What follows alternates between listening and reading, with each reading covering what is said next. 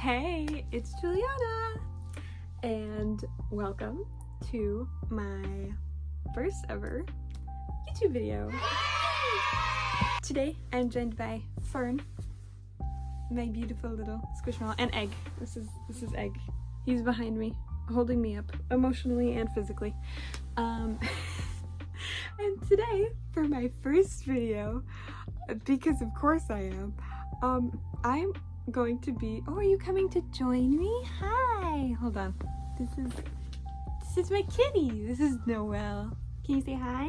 Can you be nice and say hi? Thank you. I know you don't like doing that, but I had to show you off because you're just so cute.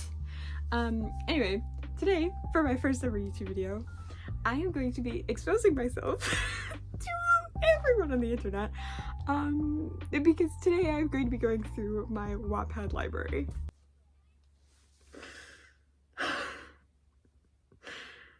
I do this for the people. I do this for the people. Now, if you don't know what Wattpad is, you've probably been mentally stable enough to not have to rely on fictional books about your fictional characters doing things like being together or not dying, or in a world where they aren't plagued by torment in the battles of their reality. And that is honestly great news for you. I'm so happy for you if that's the truth. However, if you do know what Wattpad is, slay! That's awesome for you. Good job. Wattpad is kind of, it's baby's first fan fiction. I'm gonna be honest, it's baby's first fan fiction. If you're looking for like really basic stuff, kind of dipping your toe into the pool of the nitty gritty, Wattpad is a great place to start. It honestly is. I found a lot of really cute stories and stuff and one-shots on Wattpad that I really like. A few of my favorite stories are on Wattpad, but then I've also just found stuff that I'm like, why? Why? But you know, that's beside the point. If you really want to get hardcore, you go AO3, but I'm not exposing my AO3. A few moments later. And you know what? No, I'll throw out a couple. Of course, I've read the classic. I have immersed myself in All the Young Dudes. Did I finish it? No. I stopped when they were happy on the beach before the last year and everything went wrong. I left it off with all of my boys together and happy and everyone was alive. I have issues with letting things go that I like. Yeah, so I've read like All the Young Dudes. It's a really great, if anyone plays Mass Effect, there's a really great 5-part Mass Effect series that I'm working through by DeMusica. Their writing is absolutely amazing. It's all Garrus's perspective. It's a Garrus and Shepard story, and it's super great. The only reason I actually finished it was because it's happy and no one, like the Shepard and Garrus end up together in the end. It's super good, but I highly suggest that one. Like I've read a few stories on AO3, but like most of my saved stuff is on Wattpad. Have I read most of the saved stuff that I have on Wattpad? No, but it's out there. So we are going to peruse what I have saved. And yes, it's on my iPad. I downloaded Wattpad onto my iPad specifically for this. The only other time I've had Wattpad downloaded on my iPad is when I used to write fanfiction. And let me just tell you, Wattpad does not belong on the iPad. This is a phone app only. Like AO3, this belongs buried deep in the back corners of everything, where you can read it like this, like a little trash goblin, because there is no other way you should ever be reading fanfiction. That being said, I have read fanfiction in church. And I did read All the Young Dudes all my way through traveling through Europe. I was reading that while on the train. It felt very fitting. But oh yeah, all through Paris, anytime I sat down, AO3 was out. I'm scrolling. But anyway, going through that. I'm going to show pictures. This is all the things saved in my Wattpad library. A few of these I have actually saved very recently. So, the top 3 stories that I have on here, hold on, I need my emotional support water bottle. The first 3 stories that I have saved on here are Bagginshield. I recently got into that again, thanks to a story on TikTok. I have only read 1 of the 3. The other 2 I saved today, again, while in church. You know, it's okay. Jesus blessed us with creativity. I should be able to appreciate that. Thank you. But so the one that I did finish most recently is called A Shot in the Dark. It's a bagginshield story where basically Bilbo goes, I'm not going to spoil the whole thing, but I'll give you guys a premise. It's actually really good. It's where Bilbo, at the end of his years as he's going into the Undying Lands, actually ends up somehow going back in time to the year that the dwarves, and actually I think to a few days before, the dwarves show up at his house and ask him to go on a quest. And he goes back in time. He has all of his memories and stuff from his whole life, so he knows everything that's going to happen. And he decides that this time around he's going to save all of his dwarves, and he is going to fall in love, and he's going to actually do it, and because he couldn't emotionally handle losing the people that he loves so much, so he's going to go and take this opportunity to save them. And it's really, really cute. It's so sweet. It's like I think it's got almost 50 chapters. It's really beautiful. It made me laugh. It made me cry. It made me want to throw the book around on the ground, even though it was on my phone. It was fantastic, okay? It was a piece of literature. I will say that. And this is one of the gems that I found on Wattpad. That is something I will suggest to other people. But then immediately next after that is, let's see, 1, 2, 3, 4, 5, 6, 7, 8, 9, 10, 11, 12, 13, 14 Spencer Reid fanfics. I didn't save any of those recently. I will admit, I did save any of those recently. I have read, out of those 14, I have read 1, 2, 3, 4, 5 fully. I don't remember them. I read these like 3 years ago. So actually really quick, I'm gonna check them out. What is this about? Oh, is this, okay, so the first one that I'm looking at is Subway Falls. Of course they're a Wolfstar fan. Their username is Wolfstar25. I love that. But so it says it's basically a cute AU where Spencer Reid and reader meet on a subway. The story's gonna be from point of view of the reader, aka you, and sometimes Reid, but I'll warn you guys. I don't actually remember anything about this. Is this, hold on, I will do a quick, oh, it's only 8 chapters. Oh, we're listening to the Beatles. Oh no. Oh, and it's a YN. I'm gonna be so honest, guys. I'm gonna be so honest. As the young baby of maybe 16 or 17, getting into reading Wattpad for the first time, I was a very sheltered child, which is honestly a good thing. I don't think I could have emotionally handled getting into this a lot younger than I was. So it was good. But yeah, when I first looked at YN, I didn't know what it meant. I kind of got it. I was like, oh, okay, so I'm YN. I didn't realize YN stood for your name. That never translated into my brain, so I just called myself YN. And I'm like, give me a name to work with. I don't like YN for that reason, because I'm like, I can never look at YN and be like, oh, Juliana. I look at YN and I say, oh, my name's YN now. Cool. I'm at YN. And I hate that. But anyway, continuing on. Let's read this. It's a meet cute, of course. We're on the subway. He falls on us.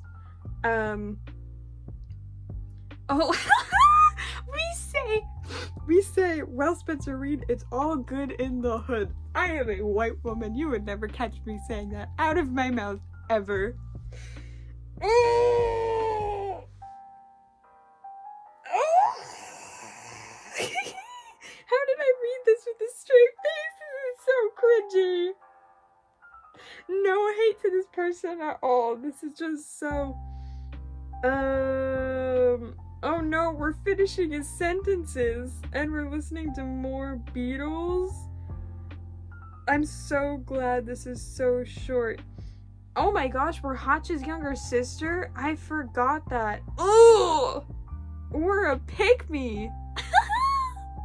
I can't do any more of that. Anyway, that was Subway.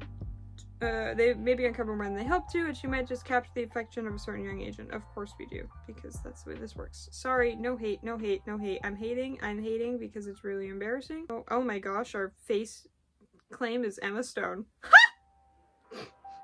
I'm not gonna read all this, I'm gonna be so honest, because it's like 25 chapters, but I don't remember reading that. I'm so glad it was so long ago. I can't actually handle reading through any more of these but I was in a different mentality reading through this.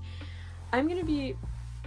This you can tell was really my first step into fanfiction, was Spencer Reid one-shots, because wow. They are cringy. I need to remove these. I have a few Yuri on Ice, but I don't think I've ever read... Oh, no, wait. No, I might have read one. No. Did I? Let me look through. I have 3 Yuri on Ice, I think. Oh. This is basically just, like, it kind of... So the one Unexpected is kind of... It's... It's basically High School Musical, but college, and Victor is Troy Bolton, and Yuri is Gabriella. That's so funny to me. Okay, now, all the cringy stuff that I don't have on here, I have genuinely 3 stories on here that I've actually read and love. One of them I will probably never ever come back to ever again. And 2 of them I have come back to a few times, actually. Now, the first one is, it's a Wattpad story called What They Wouldn't Do. It is a Daredevil fanfiction. So the premise is Sarah is an ongoing secretary. Sorry, that's not what that says. I'm picking up words from the fact that this is an ongoing fanfiction. It says, Sarah is a secretary at Orion, a shady company previously owned by Wilson Fisk. When Daredevil begins investigating Orion, Sarah accidentally discovers his true identity, and he's not pleased. Despite her best efforts to avoid him after figuring out who he is, she quickly finds herself on the receiving end of a Daredevil interrogation in a dark alley. Post season 1, eventual Matt /OC. So this is a re-upload of a fanfiction from fanfiction.net. I don't use fanfiction.net at all. I completely forgot that it existed. But so let me just tell you a little bit about this. This is actually a really good fanfiction. It's really well written. You see these 2 characters. Sarah is this really like down on her luck, really fighting everything in her life that's going wrong woman. Like her dad has a lot of health issues, is in a home that she can't really even pay for. She had to take on his debts to end up working at Orion in the first place. She has barely any money to be able to feed herself, let alone keep her apartment. It's just, she is just suffering in all of the best ways a fanfiction girly could suffer. And along comes Matt Murdock, who, as Daredevil, threatens her, attempts to probably break her arms in an interrogation because he thinks that she is guilty of something. It terrifies her to the point where I'm pretty sure she passes out. And then feels really guilty about it afterwards. Slay, Catholic guilt boy, I love you.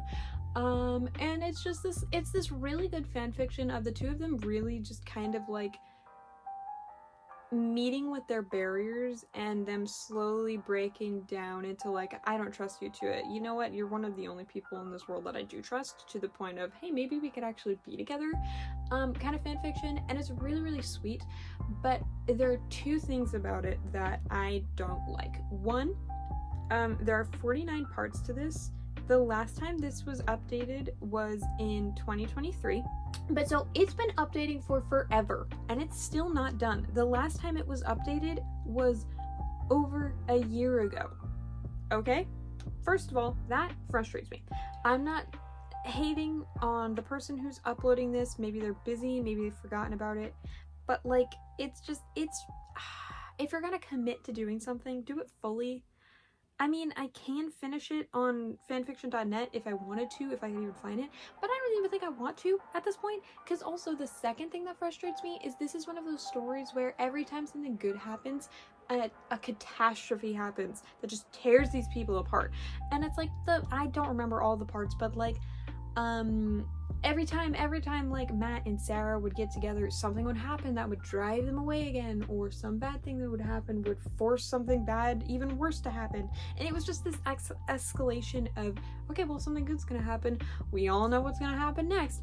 And I don't really like those stories, because I'm like, I don't want them to continue to suffer just to be happy. That's not fair. They shouldn't have to do that. And also, I get really tired of it, because I'm just like, okay, well, I know that they're not going to be happy forever, because something worse is just going to happen. And then it gets really frustrating for me. It's also one of the reasons why I stopped watching Outlander. I love that show. I'm obsessed with that show. Season 1 is my favorite, though, until the last 3 episodes. I watched up until the last 3 episodes, and then I don't watch anything more, because it's just for completely other reasons. The last 3 episodes and then season 2 is one of the most painful shows I think I have ever watched. It is horrible. The way that they portray it is horrible, and not in a the representation is horrible, in a it is done so well. I feel physically sick every time I watch it, and I feel for every single person who's ever been in that situation, but that's a whole different thing.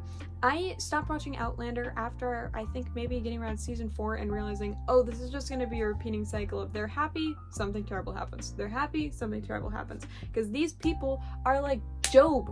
They can never catch a break.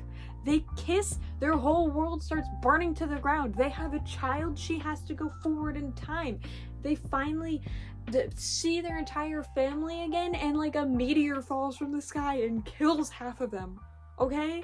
It gets really tiring, and it makes me not want to be happy, because I'm like, I don't want to root for any of these characters because they're probably gonna die in 3 episodes, and this is annoying, and I don't want to celebrate their happiness because I know what's coming after it.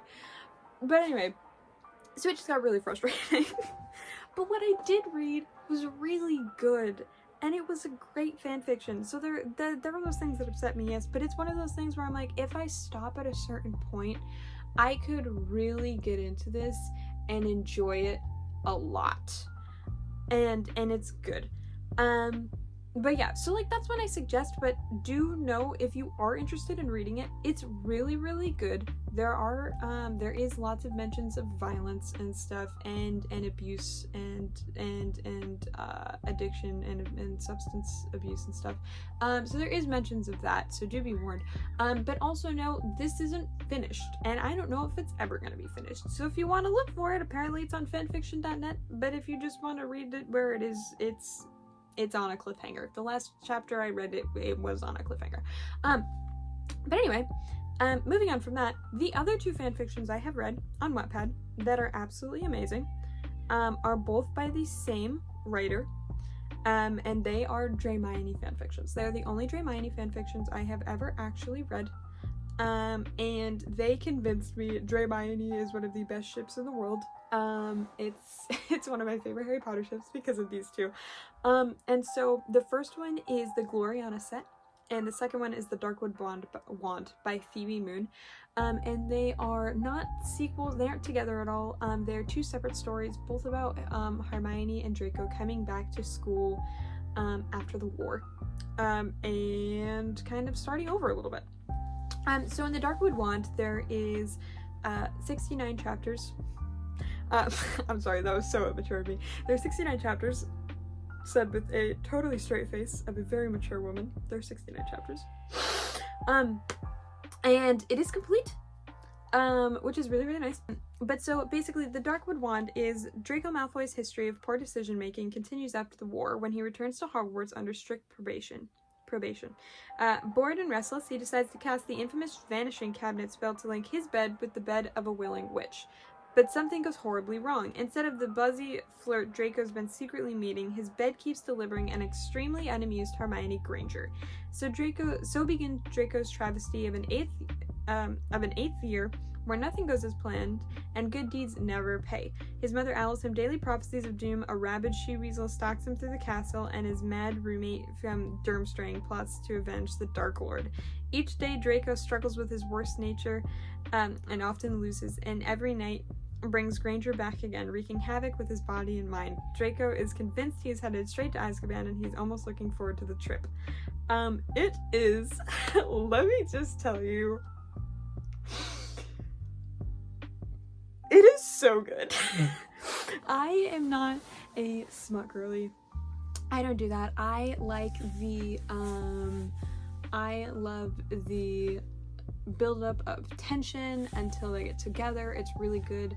I, as an Arrow girly myself, I don't really do smut. I do everything, and then I just skip over those chapters because I'm like, thanks.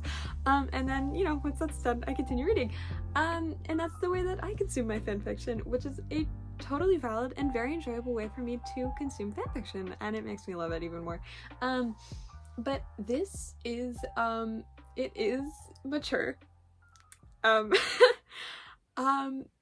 It is really good.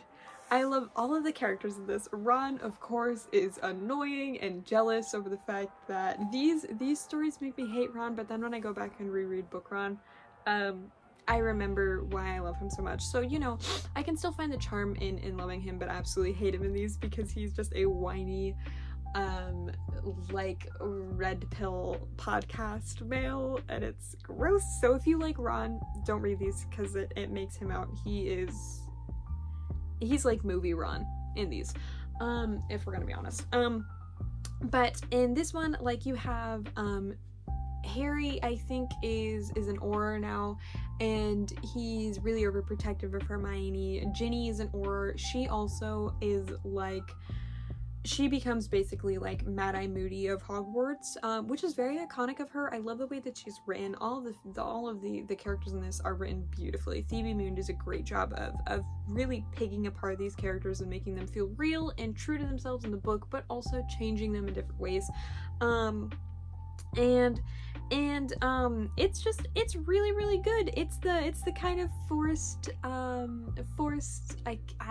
proximity, that's what it is. It's the forced proximity, like, enemies to lovers that I really, really love to just sink my teeth into and just tear apart in the middle of the night as I giggle to myself and blush and just go because it's so obvious that Draco is obsessed with her, but at the same time it's like, no, I can't. And Hermione's like, oh, I can't even imagine being in the same room as him.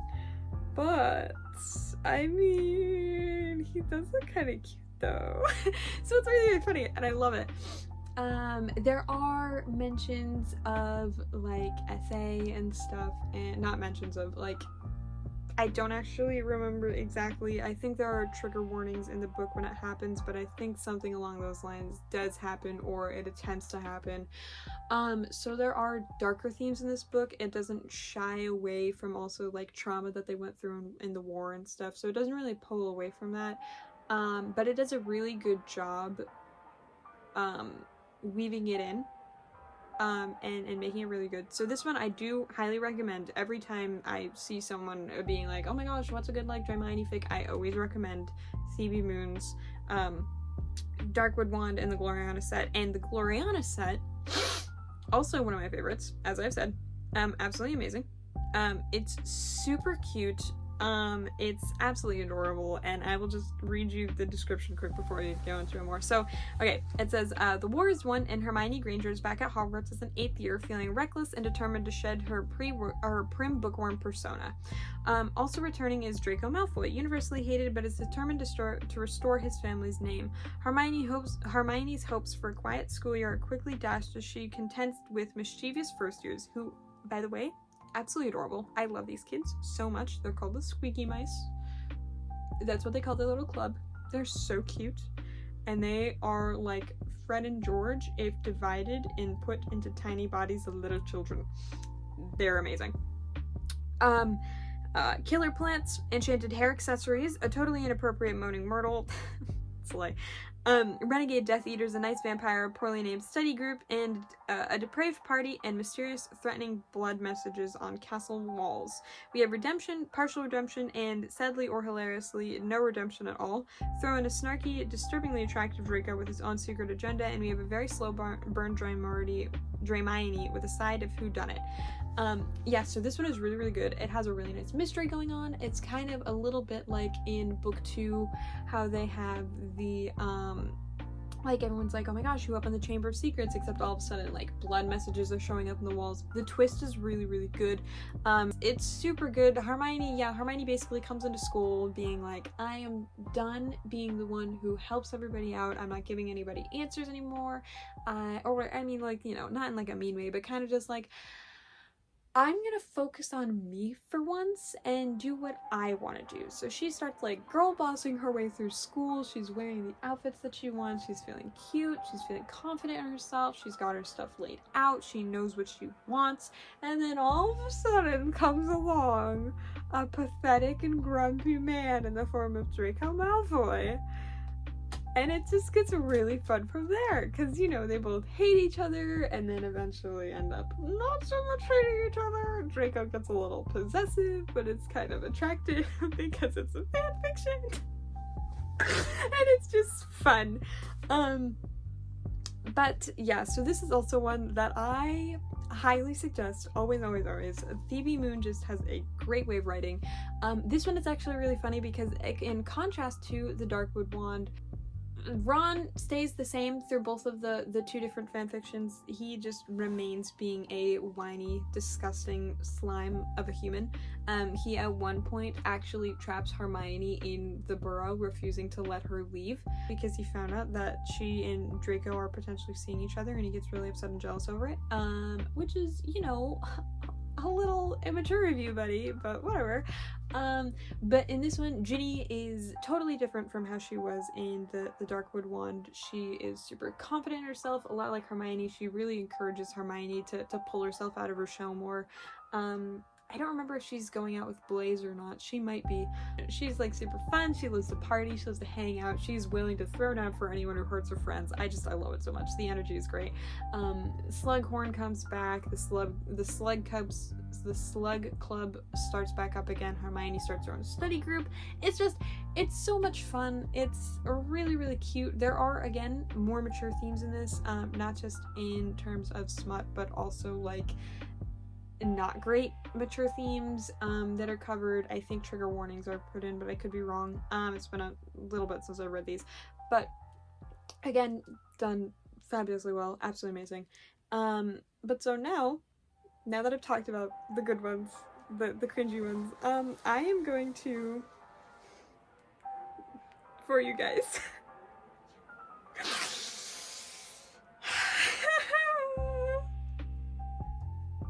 read some Spencer Reid one-shots. I think I will read one. Okay, I am reading one Spencer one-shot. I don't know if I'm gonna read it out loud, but you'll just get to watch me suffer. I don't think I can. No, you know what? I'm gonna be brave. I'm gonna be Reid. It's 11 p.m. when I'm making this video. As I was editing, I realized for the first time what a horrible reader I am out loud when I'm embarrassed. Because I read real fast so I can get through it. And guess what? The entire fanfiction story that I read was really embarrassing. So I read so fast, you couldn't understand me. And so what that means is I need to reread. I don't have to, but I'm going to. For you people, as a gift. You're welcome. So enjoy me reading you a Spencer Reid one-shot fanfiction from like 2016. You're welcome. Oh, this is a really good cringy one here. As a treat for you guys, you're getting two for the price of one, and that one is my sanity. This is called Into You by the same author. It's just a list of their one-shots. You grip onto Spencer's neck for balance as you rock your body with his awkward one. You and Spencer had been told to go undercover as a couple with Alves and Lewis.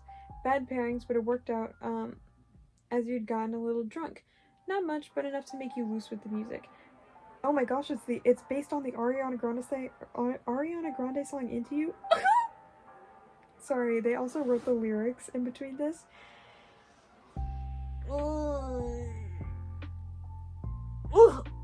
Oh, I'm having flashbacks to 2016 Zumba class.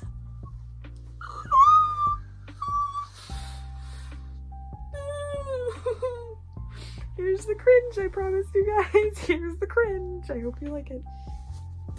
Come on, Spencer, loosen up a little bit. You laugh startly.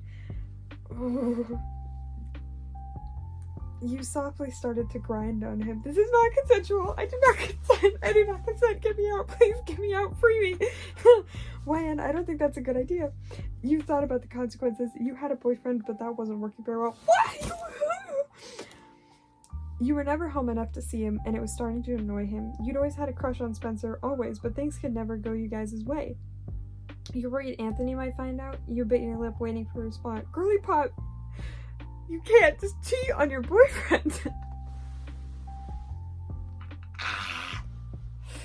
Ugh.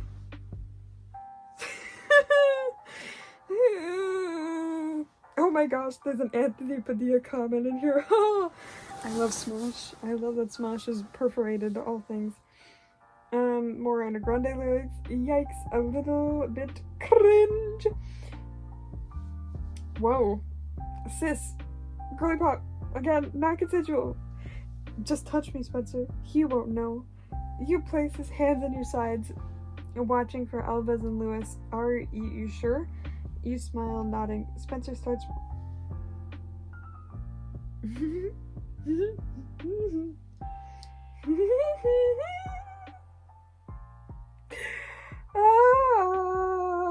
If I take off my glasses, I can't see, and freedom is found.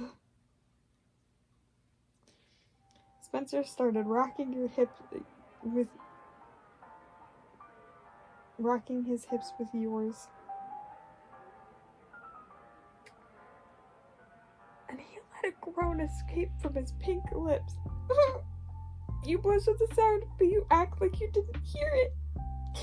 Wyan, Reid, what are you guys doing here? JJ interrupted our dancing. Looking for the unsub, you lied. He's not here. Emily said we needed to head back to the station. JJ had an amused smirk on her face when she left. At the station, everyone had huge grins on their faces when you and Reid walk in. What, you ask? Nothing, Emily smirks, and Spencer was quiet the whole drive back, and he wouldn't look you in the eye. Wyan, were you drinking on the job? You shook your head at your best friend and your new boss. Wyan, don't lie to me. I know you drank something. Emily sat down by you. Emily, it's about Spencer. Oh, I know, because JJ took those videos of you two dancing together. Your eyes almost pop out of your head. Emily, she did what? She has to delete them right now, or relax. She didn't video anything. I'm just kidding. You and Spencer make a great couple, and that's why I try and put you with him every chance I get. That's not very professional, Miss Ma'am. That's not professional. Don't let anyone get in the way of you and him. Also, hold on, pause. Do you not know that she has a boyfriend at home? You're condoning cheating? Girl. Not girl boss Emily. Leave. You nodded and hugged her. She's more of your therapist than best friend, but you thought of her as a sister, and you went to find Spencer to talk to him.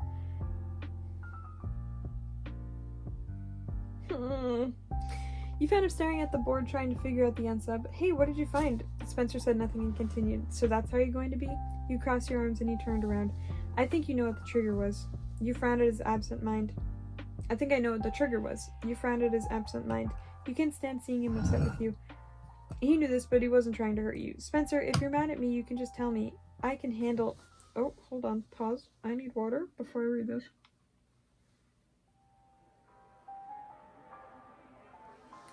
Refreshing. Unlike this story. Spencer, if you're mad at me, just tell me and I can handle. But before you knew it, his hands were on your waist and the warm feeling of his lips brought you back to your senses. He was kissing you. You melted in his arms, kissing back. Finally, you guys are so dumb when it comes to relationships, Emily smiled. I just...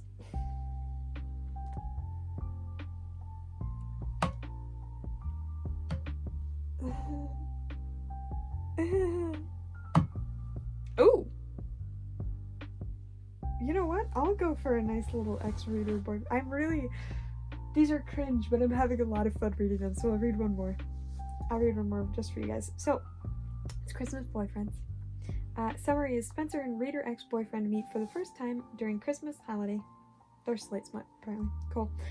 You open the trunk of your car, getting your bags from it. You sighed at the heavy suitcase that you had. Spencer had given you his bag to take with you while he went home to Las Vegas for a few days to visit his mother. When? How's my baby? Your mom looked out from the door. She's great, Mom, just super tired. You put on a smile even though you weren't exactly feeling great. Where's Spencer? You took a look at the new Sprinter that your parents sported. They traveled more now since you and your brothers were out of the house. He's visiting his mom in Vegas. Your mom nodded and shut the door. It's cold, she said. I know. Did Dad get out? Yeah, he went to pay a bill. Your parents bought a ranch house because their legs were getting bad and they couldn't keep walking up the steps. You never spent your childhood in the flat home, so you weren't familiar with your surroundings yet. So you say Spencer's in Vegas with his mother? You nodded, and you didn't want your parents pestering him about his mom and her sickness. He should be here tomorrow. He left a few days ago. He called me about an hour ago to check up on me. The garage door opened and your father appeared. He spotted you and meant to give you a hug, but then you jabbed... But then he jabbed you in the side, causing you to laugh. He wasn't trying to beat on you. That's just how your dad showed his love. But stepping on your foot and then giving you a kiss on the head. Where is everyone? Everyone meeting your brothers. They're on their way. Right now, actually. I don't want them here. Sorry, it was just, it says poop, I don't want them here. I don't know if that's what they meant to write. You love them, but you also couldn't stand them. You have two brothers always picking you, and the three of you could never get along. The next morning, you woke up early for the arrival of Spencer, barely holding your excitement in. When you heard the door ring, you opened the door, expecting to give him a kiss, but the person who greeted you wasn't Spencer. Chris, your eyes widened, your jaw drops. It was your ex that you hadn't seen for years. What are you doing here? Your shock slowly started to wear off and turned to anger. I heard you'd be in town, and I had to see you. I need to tell you something. He started, but was cut off by the phone buzzing in your hand. The picture of Spencer and you popped up with your flash. Hey, what's up? You grabbed Chris and shoved him inside, closing the door. Why would you take your ex inside? Leave him out there. Leave him. You okay? When do you think you'll be here? Spencer told you that his flight just landed. Okay, I'll open the door when you're here. Listen, I gotta go. Love you. You hung up, not giving him a chance to say anything back. Why? Who is that? Chris asked. He had already made himself comfortable on the couch. My brother. You give him a glare and he smirked. You seem happy to see me. Hold on, pause. Know that? Why are we lying to our ex-boyfriend about who our real boyfriend is? Miss Ma'am, that's a little suspicious. Don't do that. Don't do that. That is dumb. If I ever found out about that my partner was doing that, I don't know if it would be grounds for leaving, but I definitely question why they did it. Just saying. You glare at him and he smirked. You seem happy to see me. Are you, baby? Are you happy to see me? Ew. He pulls you down into his lap, slowly sliding your loose black sweater down. You smell so good, baby, and you look so hot and black.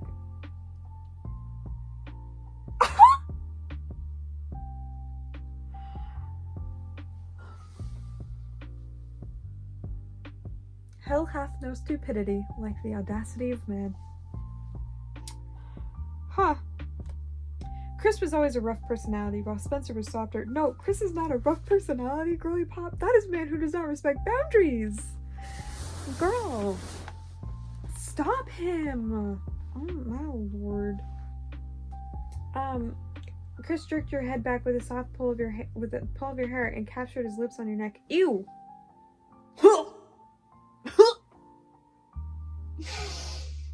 I am being violated through a screen. Stop. You push him away and standing up quickly. Why? We've done it before in your living room. I'm sorry. What does the word X mean to you, sir? Huh? You pulled your sweater back up over your shoulders. Chris, you don't want to mess with me. I left to become part of the FBI. I could charge you with sexual harassment. Because I'm an it girl now. You bend down to meet his eyes, and you grab his throat softly. Whoa! And I don't think my teammates would take very kindly to me being sexually harassed, especially some of them. Kiss me again and see what happens. You're only a phone call away, baby. Hold on, pause.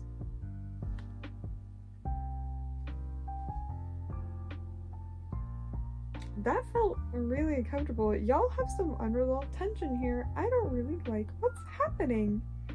Cause that right there was not a warning. That was an invitation to this man. I don't trust this woman. I don't trust her. Your whisper was rough and raspy, and you pushed away from him walking down the hall to your room. You could hear your parents conversing with him through the door, and you couldn't believe that he came to the house. After a good 10 minutes, Chris left, and you went back into the living room. Your parents said nothing to you. The door rang, and you raced to open it. This time, you were greeted by Spencer. YN! Spencer put down his bag down and gave you a kiss. Spencer! You pulled him into the house. He smiled down at you and then turned to your parents. Hi, Mr. YLN. Hi, Mrs. YLN. How are you today? Good, Spencer, we're good. You were helping Spencer get his coat off. Your dad came up to the both of you, who started giving him light taps on the shoulder that he would block before his hand made contact. You must be really something if you can make YN happy. That's weird.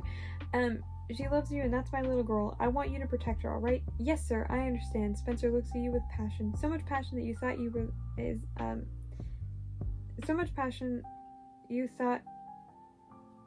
you were his love of books. Spencer grabbed his bag and you showed him to your room. Don't you shut that door, little girl.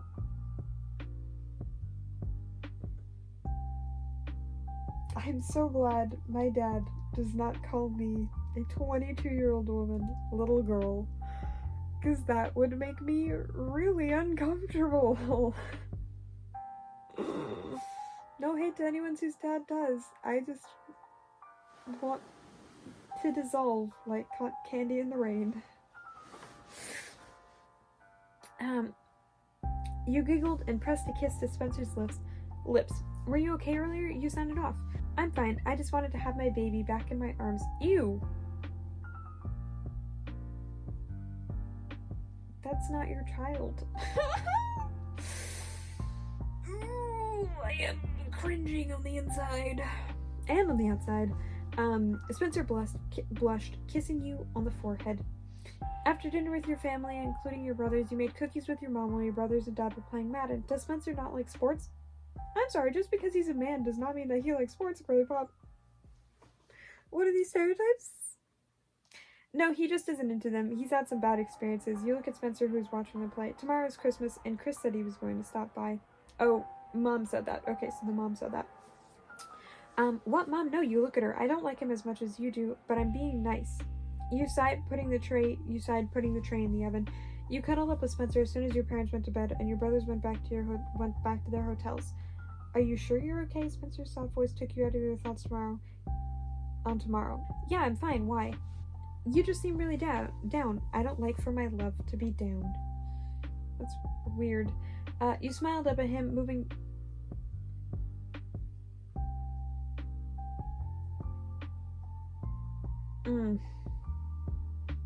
I'm waving my airways flag as I read this. I need everyone to envision it.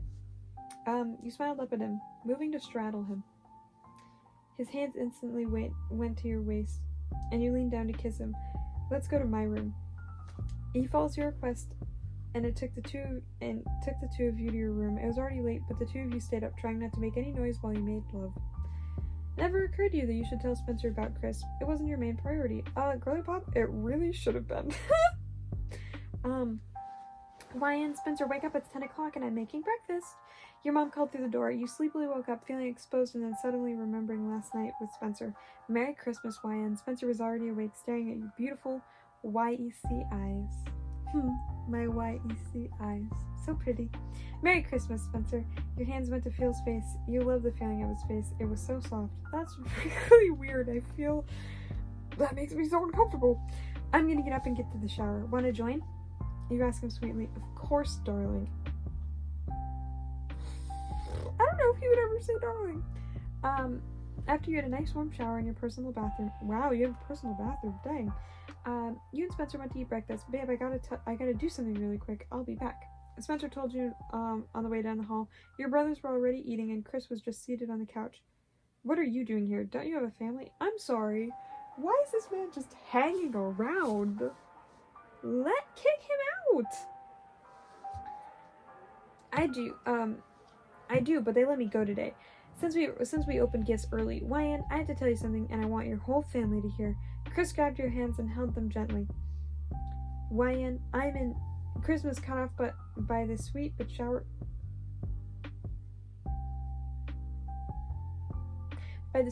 sour screech of Spencer. Don't like that wording. That's weird. What's going on here? Spencer pulls you softly into his arms protectively. You snuggled into his hold, feeling his protectiveness around you. Chris, this is my boyfriend, Spencer. So this is what you left me for. Him? You rolled your eyes at Spencer, pulling Spencer away from the situation. You sat down at the table, getting your food. Girl, why are you putting up with this man? Kick him out. Ugh. Okay, I guess we can open presents now, your mom said after you finished eating. Your presents were nice and everything they wanted. Spencer hadn't given you his gift yet and you were starting to get anxious. You still didn't give him his, but you were still anxious. I got a gift for YN, Spencer tensed as Chris approached you. It's a necklace made just for you. Spencer's face turned red in anger as he watched Chris put the necklace on me. I guess I say thank you.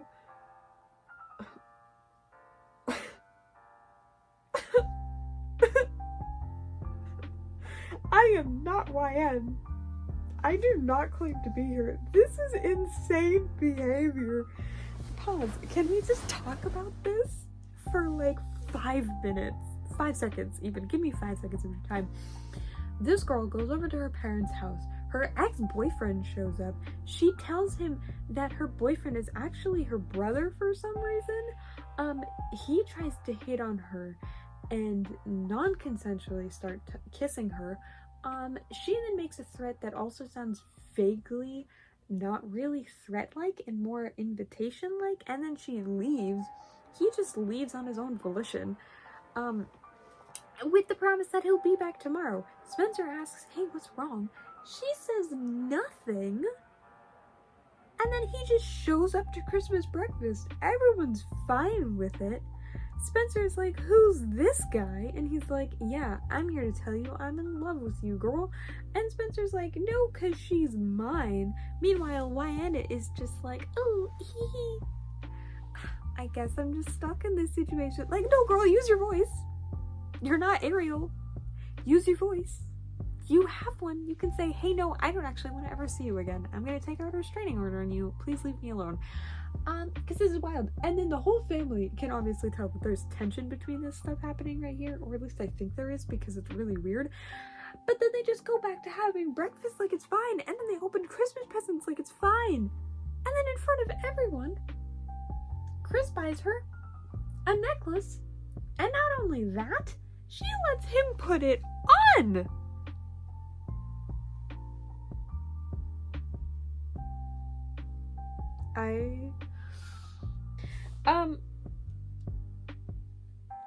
Oh my god.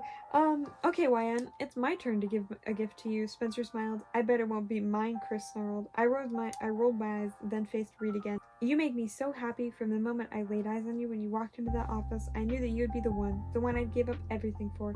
I could never see my life without you in it. It would be a pretty awful life if I didn't have you. My love, my life, my soul, my everything. You don't care about how awkward I am. Oh, is this Spencer saying this? This is Spencer saying this. Okay, I thought this was us. Not us, YN. This is Spencer saying this. You didn't care how awkward I am or was around women. You always make me feel like I matter besides my skills. I love you, YN. I love you so much. You were already starting to tear up, but then he slowly dropped on one knee and you lost it. Will you, YLN, marry me? You froze for a moment, getting lost in those hazel brown eyes looking up at you. The ring wasn't huge, but it wasn't small either. You didn't care anyway, you loved Spencer. That's crazy! You just got proposed to and the first thing you think of was the ring wasn't huge? Spencer,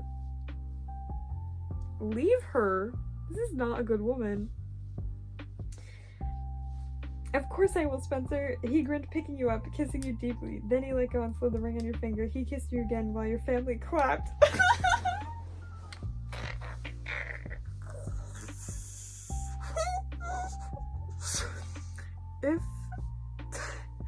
If you asked me to eat the spiciest food on earth or read more of this story, I would eat the spiciest food on earth and suffer willingly.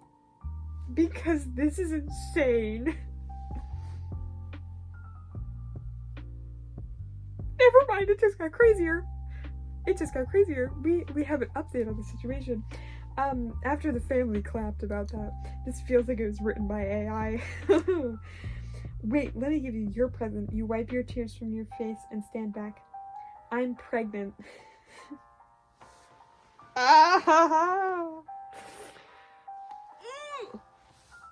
Spencer's grin only got wider while Chris's frown widened.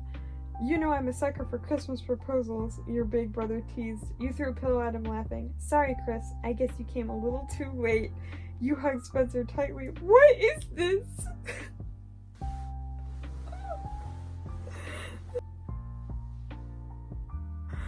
Sorry, pause. This just whole... this entire thing feels like it was written by AI, but this last bit... I'm just going to read it again for you. Wait, let me give you your present. You wipe your tears away and stood back. I'm pregnant. Spencer's grin only got wider while Chris's frown widened. We went from having this man almost sexually assaulting YA in the first part of this one shot to now just standing there politely frowning at the fact that his ex-girlfriend, who he's obsessed with, just got engaged to her new boyfriend and announced she was pregnant with the same man. Did we have body doubles switch on set? Because I know this man would be crashing out. He would be burning down the house. This is a red pill man. And yet he's just standing there politely frowning?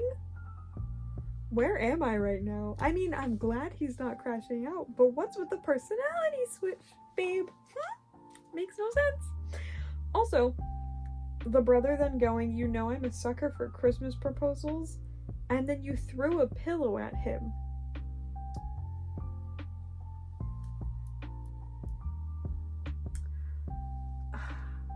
This feels like a knockoff of a knockoff Hallmark movie.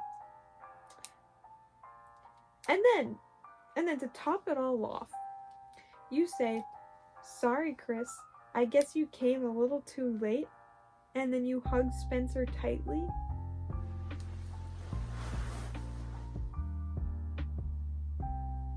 Was there a possibility in your mind that you were thinking of getting back together with this man? And if so, why? Why?